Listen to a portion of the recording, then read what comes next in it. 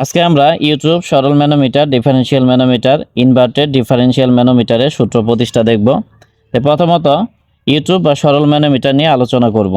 তাহলে এখানে আমরা একটি ইউটিউব বা সরল ম্যানোমিটার নিলাম, যার বাম প্রান্তে একটি পাইপের সাথে যুক্ত করা হয়েছে এবং ডান প্রান্ত বায়ুমণ্ডলের দিকে খোলা অবস্থায় আছে। এখন বাম প্রান্তে ধরলাম যে পাইপের মধ্য দিয়ে পানি প্রবাহিত হচ্ছে আর এখানে পারদ আছে। তাহলে পানির আপেক্ষিক গুরুত্বকে S1 ধরে নিলাম আর পারদের আপেক্ষিক গুরুত্বকে S2 ধরে নিলাম। এখন পাইপের কেন্দ্র থেকে পারদের মুক্ততল পর্যন্ত গভীরতাকে S1 ধরে নিলাম এবং পারদের সাধারণ তল হতে পারদের মুক্ততল পর্যন্ত গভীরতাকে S2 ধরে নিলাম এবং পাইপের কেন্দ্র থেকে পারদের সাধারণ তল পর্যন্ত গভীরতাকে S3 ধরে নিলাম। তাহলে আমরা জানি যে বাম প্রান্তের চাপ ইকুয়াল টু ডান প্রান্তের চাপ হবে। এখানে চাপ বলতে মূলত চাপের হেডকে বোঝানো হয়েছে। এক কথায় এখানে যে ফর্মুলা আছে বা সূত্রটি আছে এটি মূলত চাপের হেডের সূত্র, মূল যে চাপ এটি সূত্র না, চাপের হেডের সূত্র। তাহলে এখানে বাম প্রান্তে কি আছে? বাম প্রান্তে একটি পাইপ আছে আর এখানে পানি আছে। তার মানে বাম প্রান্তে এই পাইপের চাপের হেড থাকবে আর পানির হেডের হিসাব হবে। তাহলে বাম প্রান্তে কি আছে? প্রথমত পাইপ আছে, তাহলে ধরে নিব যে পাইপের জন্য চাপের হেড SA, তারপরে প্লাস দিলাম, তারপরে পানির উচ্চতা হলো S1 এবং আপেক্ষিক গুরুত্ব S1। তাহলে এখানে পানির জন্য হেড কি হবে? S1 S1, তারপরে ইকুয়াল ইকুয়াল দিলাম, তারপরে ডান প্রান্তের চাপ। তাহলে ডান প্রান্তে এতটুক পারদ আছে, তাহলে এতটুক পারদের জন্য উচ্চতা হবে H2 আর পারদের আপেক্ষিক গুরুত্ব S2। তাহলে পারদের ক্ষেত্রে হেড কি হবে? পারদের ক্ষেত্রে হেড হবে H2 S2। এক কথায় পারদের জন্য চাপের হেড হবে H2 S2। তাহলে এখানে SA ইকুয়াল এ পাইপের চাপ হেড H1 পাইপের কেন্দ্র হতে পারদের মুক্ততল পর্যন্ত গভীরতা, তারপরে H2 হলো সাধারণ তল হতে পারদের মুক্ততল পর্যন্ত গভীরতা, আর S3 হলো পারদের কেন্দ্র হতে পারদের সাধারণ তল পর্যন্ত গভীরতা। আচ্ছা, এখন আমরা ডিফারেনশিয়াল ম্যানোমিটার দেখব। তাহলে ডিফারেনশিয়াল ম্যানোমিটার কাকে বলে? যে ম্যানোমিটারের সাহায্যে দুটি ভিন্ন পাইপের চাপ পরিমাপ করা যায় বা একই পাইপের দুটি প্রান্তের চাপ পরিমাপ করা যায় বা চাপের পার্থক্য নির্ণয় করা যায় তাকে ডিফারেনশিয়াল ম্যানোমিটার বলে। তাহলে এখানে আমরা একটা ডিফারেনশিয়াল ম্যানোমিটার নিছি, তো এ একটি পাইপ নিছি আর বি একটি পাইপ নিছি। তাহলে এই ডিফারেনশিয়াল ম্যানোমিটারের এক প্রান্ত এ পাইপের সাথে এবং আরেক প্রান্ত বি পাইপের সাথে সংযুক্ত করে দিছি।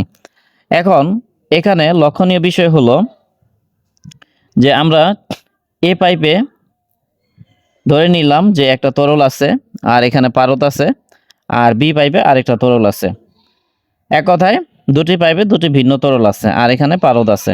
তাহলে আমরা জানি যে বাম প্রান্তের চাপের হেড ইকুয়াল টু ডান প্রান্তের চাপের হেড। তাহলে বাম প্রান্তে কি আছে?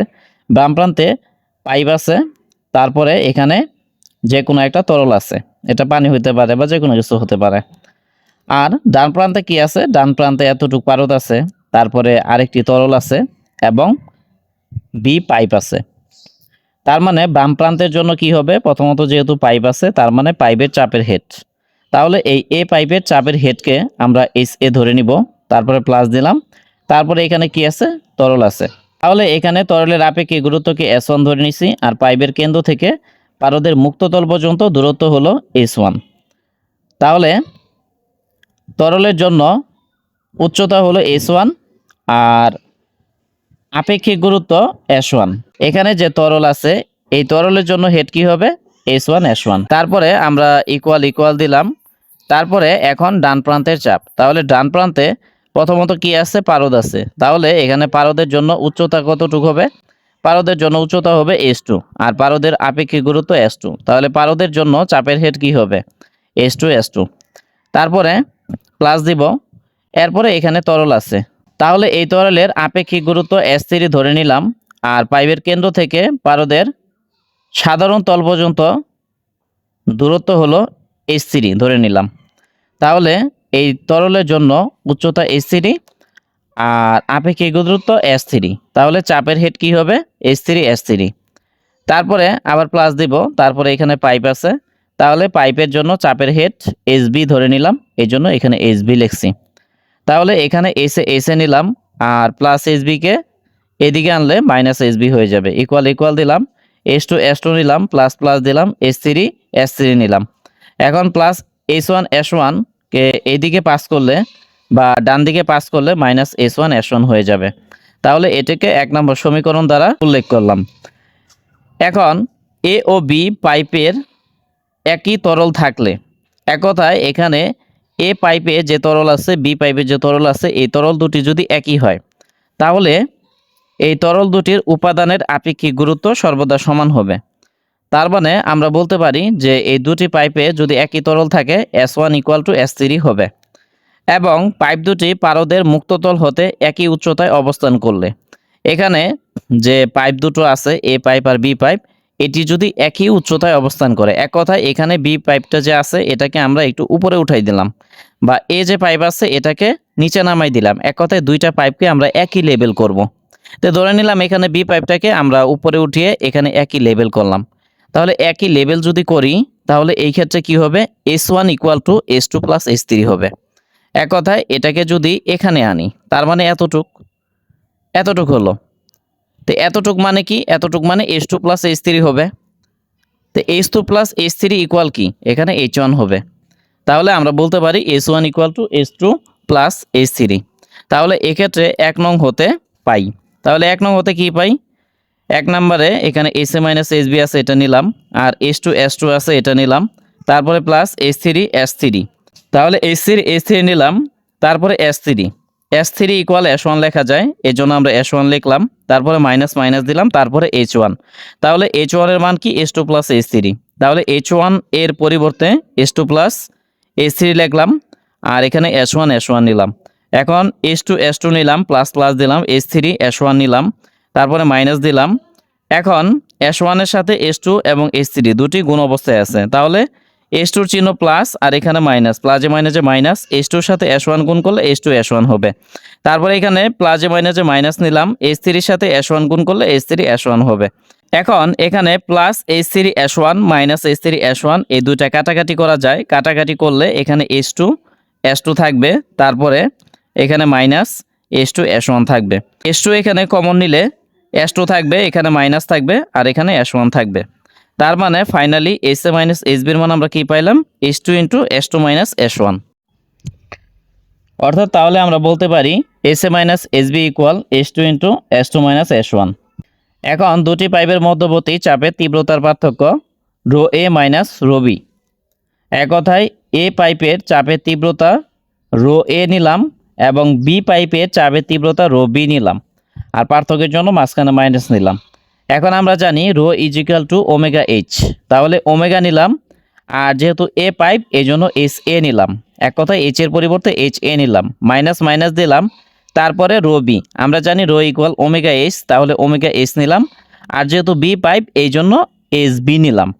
এখন এখানে এখানে ওমেগা কমন নিলাম, কমন নেওয়ার পরে তাহলে কি থাকে, এখানে HA থাকে, এখানে মাইনাস, এখানে SB থাকে।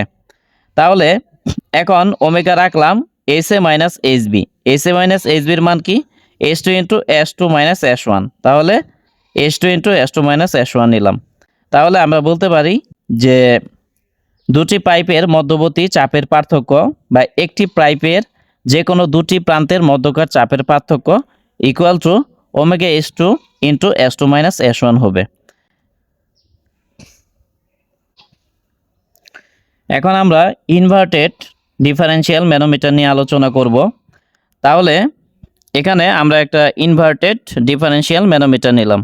এক কথায় ইনভার্টেড ডিফারেনশিয়াল ম্যানোমিটার কখন হবে, যখন আমরা ম্যানোমিটারটাকে উল্টোভাবে স্থাপন করব। এক কথায় উল্টোভাবে স্থাপন করলে এটি ইনভার্টেড ডিফারেনশিয়াল ম্যানোমিটার হয়ে যাবে। এখন আগের মতোই আমরা সব কিছু ধরে নিব যে এখানে দুটি পাইপ নেব, একটা এ পাইপ আর একটা হলো বি পাইপ। এক কথায় সব কিছু আগের মতোই মেকানিজম হিসাবে ধরে নিব। এখন তাহলে বাম প্রান্তের চাপ = ডান প্রান্তের চাপ, এটা আমরা জানি। এখন এখানে বাম প্রান্তে কি আছে, বাম প্রান্তে প্রথমত পাইপ আছে, তারপরে এখানে একটি তরল আছে যার আপেক্ষিক গুরুত্ব S1 ধরে নিলাম, এবং পাইপের কেন্দ্র থেকে পারদের মুক্ততল পর্যন্ত উচ্চতাকে H1 ধরে নিলাম। আর এখানে ডান প্রান্তে কি আছে, ডান প্রান্তে পারদ আছে যার উচ্চতা H2, আপেক্ষিক গুরুত্ব S2। এখানে একটি তরল আছে, তো এই তরলের জন্য আপেক্ষিক গুরুত্ব S3 এবং পাইপের কেন্দ্র থেকে পারদের সাধারণ তল পর্যন্ত গভীরতা H3 ধরে নিলাম। তাহলে এখানে যেহেতু আমরা ইনভার্টেড ম্যানোমিটার নিতেছি, ইনভার্টেড ম্যানোমিটারের ক্ষেত্রে সর্বদা একটা বিষয় মাথায় রাখতে হবে যে এখানে যেহেতু এ পাইপ আছে, এ পাইপের চাপ থেকে এখানে যে তরল থাকবে এই তরলের চাপকে বাদ দিতে হবে। আবার এখানে যেহেতু বি পাইপ আছে, বি পাইপের চাপ থেকে এখানে যে তরল থাকবে এই তরলের চাপগুলোকে বাদ দিতে হবে। এখন তাহলে বাম প্রান্তে এ পাইপ আছে, এই পাইপের জন্য চাপের হেড এস এ ধরে নিলাম। তারপরে এখানে একটি তরল আছে, তরলের আপেক্ষিক গুরুত্বকে S1 ধরে নিলাম এবং তরলের জন্য উচ্চতা কত H1। তাহলে তরলের জন্য চাপের হেড কি হবে H1 S1। এই জন্য আমরা মাইনাস দিব যেহেতু ইনভার্টেড ম্যানোমিটার। তারপরে H1 S1 নিলাম, তারপরে এখানে ইকুয়াল ইকুয়াল দিলাম। এখন ডান প্রান্তে প্রথমত এখানে পাইপ আছে, তাহলে পাইপের জন্য চাপের হেড HB ধরে নিব, এই জন্য HB নিলাম। আর HB থেকে যা থাকবে বা যে কোনো তরল থাকবে এগুলোকে মাইনাস করতে হবে যেহেতু ইনভার্টেড ম্যানোমিটার। এখন এখানে প্রথমত তরল আছে পারদ, পারদের জন্য উচ্চতা H2 আর আপেক্ষিক গুরুত্ব S2, তাহলে হেড কি হবে H2 S2। তাহলে মাইনাস H2 S2 নিলাম, তারপরে আবার মাইনাস দিব। তাহলে এখানে তরল আছে, এই তরলের আপেক্ষিক গুরুত্ব S3 আর উচ্চতা হলো S3, তাহলে চাপের হেড কি হবে S3 S3। এই জন্য আমরা মাইনাস S3 S3 নিলাম। এখন এখানে H এ রাখলাম আর প্লাস HB কে এদিকে আনলে মাইনাস HB হবে। H1 S1 এটার চিহ্ন মাইনাস, এটাকে ডান দিকে নিলে প্লাস হবে। আর এখানে মাইনাস H2 S2 নিলাম, মাইনাস S3 S3 নিলাম।